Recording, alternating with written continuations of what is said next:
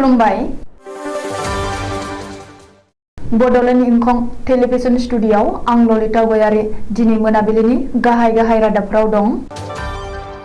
हिमन्त बिश्व शर्माया सरकारि मावफारियाफोरनि थाखाय जर'खा सन्मान बान्था फोसावदों। आसामनि 200निबो बांसिन माद्रासाफोराव संगालिनि नोजोर। कमनवेल्थ गेम्सनि क्वार्टार फाइनालाव लाभलिना। कार्बि आंलंआव 8 कौटि बेसेननि हेर'इनजों लोगोसे सानै हमदों। फेरगावआव 100 बर' आइजोनि खन्थाइगिरि जथुम खुंदों।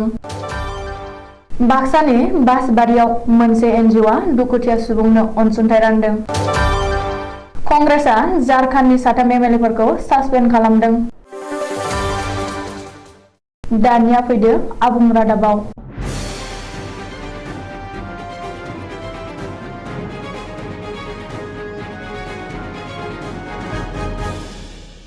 आयेन बेरेखायै जाख्ल'नाय आरो घुस लानायनिफ्राय गोजानाव थानाय सोरखारि मावफारियाफोरनो सोरखारा जर'खा सन्मान आरो बान्था होगोन। समाज जौगाखां बिफाननिफ्राय होनाय जागोन। बे बान्थाखौ गिबि मन्थ्रि डक्टर हिमन्त बिश्व शर्माया दिनै मोनसे खौरांगिरि मेल खुंना बेनि बागै फोसावदों। मख'नो गोनांदि रायजोआव सोरखारि मावफारियाफोरा घुस लाना हमजानाय आरो बेनि बागै रायजो नाङै सावरायगासिनो थानाय समावनो सोरखारि मावफारियाफोरखौ घुस लानायनिफ्राय गोजानाव थाहोनो आरो रायजोआव जाख्ल'नाय गैयै थासारि लाबोनो रायजो सोरखारा बे थांखिखौ लादों आरो जर'खा सन्मान बान्थाखौ फोसावदों। गिबि मन्थ्रि डक्टर शर्माया खौरांगिरि मेलाव फोरमायनाय बायदिब्ला गावनि मावबुब्लियाव जोबोर सांग्राङै आरो गाहामै खामानि मावनाय सोरखारि साख्रिआवलाफोरनो सोरखारा जर'खा सन्मान बान्थाखौ होगोन। जिल्लायारि थाखोआव 3 मावफारियाफोरनो बे बान्थाखौ होगोन। बिनि अनगायैबो रायजो सोरखारा मिरुआरियै 10 मावफारियाफोरनो बे बान्थाखौ होनाय जागोन। बेनि अनगायैबो गिबि मन्थ्रि डक्टर हिमन्त बिश्व शर्माया दिनै खौरांगिरि मेल खुंना माखासे गोनां बाथ्राफोरबो फोसावदों। आसामनि माखासे माद्रासाफोरखौ गोख्रों नोजोर होदों मिरुनि संगालि बिफाना। आसामनि गं 200निबो बांसिन माद्रासाफोरा संगालिनि नोजोराव होनना मिथिनो हादों। रिपर्ट बादिब्ला आसामाव 950निबो बांसिन सोरखारि आरो बेसरकारि माद्रासाफोर दं। बुरलुंबुथुर सेरफांनि बांसिन माद्रासाफोरा हजाय, नगाव, बरपेटा, धुबुरी, गवालपारा जिल्लायाव दं। मरिगाव, नलबारि, बङाइगाव बायदि जिल्लायावबो मुसलमान सुबुं थानाय माखासे ओनसोलाव धोरोमारि सोलोंथाइ होनायनि मुङाव माद्रासा खुलिदों। नाथाय बावैसो मरिगावनि गंनै माद्रासायाव आनसारुल्लाह बांलादेशनि स्लिपार सेलफोर हमनो हानायनि उनावनो सोर सुलुंनि रिपर्टआ सैथो होननानै फोरमान जादों। मख'नो गोनांदि गेजेर आसामाव हजाय आरो नगाव जिल्लायाव बांसिन माद्रासाफोर दं। थिं बड'थबा, जुरिया, रुपहि बायदि ओनसोलाव 130निबो बांसिन माद्रासाफोर दं। बेनिनो माखासेया रेजिस्टार गैयै माद्रासाफोर, जाउनाव बांसिन सन्देहआव गोग्लैदों। गुबुन फारसे जेहादी स्लिपार सेलफोरा बेबादि माद्रासाफोराव आश्रय लाना गावसोरनि उदखारि हाबाफारिफोरखौ सामलायगासिनो आरो आसामाव गोजोन गैयै थासारि सोमजिहोनो नाजादों। मख'नो गोनांदि सिगाङाव हजायनि जमुनामुखनिफ्राय कामरुज जामान मुंनि हिजबुल मुजाहिदीननि सासे उदखारिखौ हमनायनि उनाव हजाय पुलिस आरो मिरुनि संगालि टीमआ साबा स्लिपार सेलफोरखौ हमनो हादोंमोन। बे जाथायनि 4 बोसोरनि उनाव गेजेर आसामाव जेहादीआ गोख्रों जाफिननाया नखर मन्त्रालयजों लोगोसे पुलिस बिफानआ साननो गोनां जादों। बेनिखायनो रायजोनाङै माद्रासाफोराव जेहादीनि हाबा-हुखाफोरनि सायाव मिरुनि संगालि बिफानआ गोख्रों नोजोर होदों। इंलेन्डआव सोलिगासिनो थानाय 2022 मायथाइनि कमनवेल्थ गेम्सआव देरहानायजों जागायदों आसामनि मुंदांखा बक्सार अलिम्पिक मेडेलिस्ट लाभलिना बरग'हाया। लाभलिनाया गावनि गोख्रों गेलेनायजों कमनवेल्थ गेम्सनि क्वार्टार फाइनालाव हाबनो हाबाय। थांनाय हराव गेलेनाय 70 केजि इभेन्टआव लाभलिनाया क्वार्टार फाइनालाव हाबनो हादों।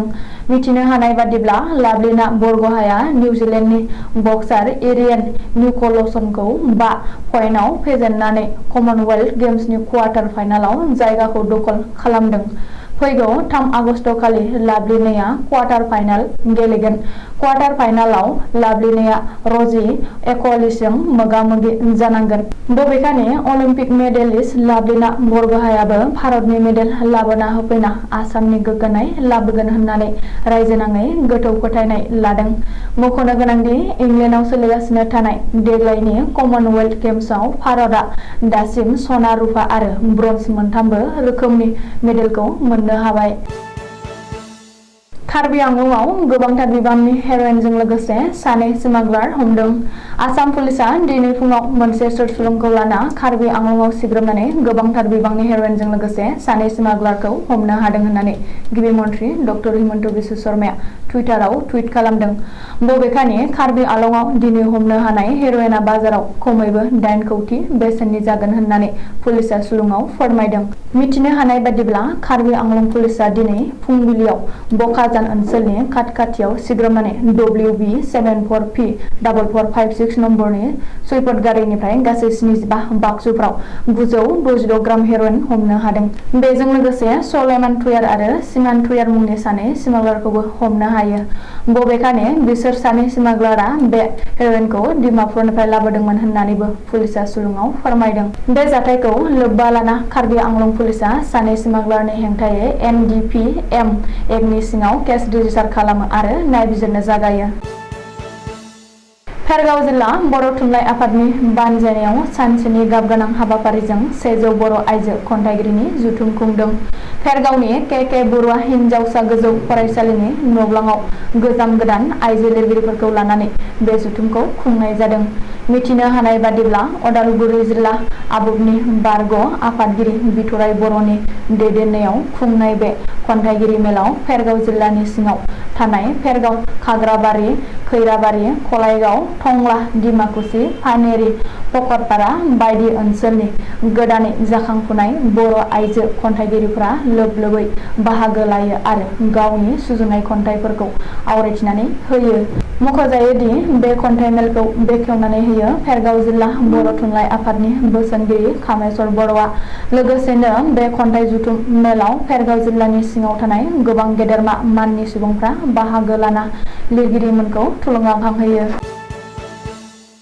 बाक्सानि बासबारियाव हेल्पिं हेन्ड वेलफेयार ससाइटिनि बानजायनायाव 2022 मायथाइनि आसामाव जानाय दैबानायाव लोमजानानै रिलिफ केम्पआव थानांनाय गं 500 नखरनो अनसुंथाइ एबा रेशन राननानै होदों। बे अनसुंथाइ राननाय एबा रेशन राननाय हाबाफारियाव बाहागो लादों आसा फोसावदिं नेहाथारि, मानुसुक सांखारिका आरो गाहाय फोरोंगिरि इस्माइल खेरखाता, पास्टर डेभिड दास आरो स्कुलनि गासै फोरोंगिरि हानजाया। झारखन्डनि साथाम कंग्रेसनि एमएलएआ जाखुनायजों लोब्बा थानायनि दायाव कंग्रेस दोलोनिफ्राय सासपेन्ड खालामजादों। सुलुङाव फोरमायनाय बादिब्ला कंग्रेसनि एमएलए इरफान आनसारी, एमएलए राजेश काश्यप आरो एमएलए नमल भिकसाल खांगारी मोनहा साथामबो हादरगिरि राजा लामा 16 रानीहाटीयाव गंसे SUV गारिजों थांबाय थानाय समाव पुलिसआ हरखाबै सिग्रोमनायाव बिसोरनि गारिनिफ्राय गासै 50 लाख रां बोखांनो हादोंमोन। कंग्रेस दोलोआ सन्देह खालामदों दि बिसोर साथाम कंग्रेस एमएलएआ आसामनि गिबि मन्थ्रि डक्टर हिमन्त बिश्व शर्माजों सोमोन्दो दं आरो थांनाय हादरगिरि बिसायख'थियाव क्रस भटिं खालामदोंमोन। आथिखालाव बिसोरनि SUV गारियाव मोन्नाय राङाबो जाख्ल'नायनि होननानै कंग्रेसआ बुंनो नाजादों। दिनै मोनाबिलिनि रादाबा एसेनोसै। गोजोन्थों।